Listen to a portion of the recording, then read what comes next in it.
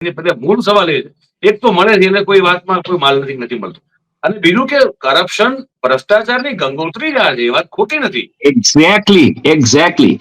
એટલે તમને જો યાદ હશે મયુર, તમને યાદ હશે કે શંકરસિંહ બાપુએ ઘણી વખત આ મુદ્દો ઉઠાવ્યો છે અને કીધું છે કે ભાઈ તમે દારૂબંધી હટાવી દો, બરોબર છે.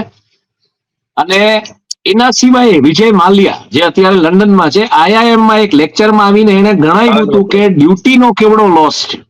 આઈઆઈએમ ના એક લેક્ચરમાં એને કીધું હતું, ત્યારે હું બ્લુબર્ગમાં હતો, મને ખ્યાલ છે. અને ત્યારે એ મેં કવર કરેલું, હું તો સાથે હતા, બીજા બધા પણ હતા સાથે, મને યાદ છે.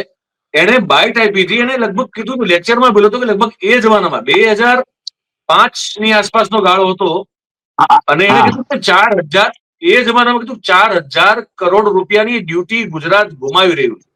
2005 નોટ ઓનલી ધેટ, ત્યારે મને યાદ છે, કારણ કે હું તો આ લોકલ થી માંડીને ગ્લોબલ અખબારો એટલે અલાસ્કા ટુ ઓકલેન્ડ આમ તમે જોવા જાવ તો ભાષા જ્યાં સમજાય તમામ પ્રકારના અખબારો હિન્દી ગુજરાતી હું વાંચું હજી આજની તારીખે, બધો પીડીએફ મળવા એટલે જોઈને ત્યારે ઓનલાઈન આપણે વાંચી શકીએ.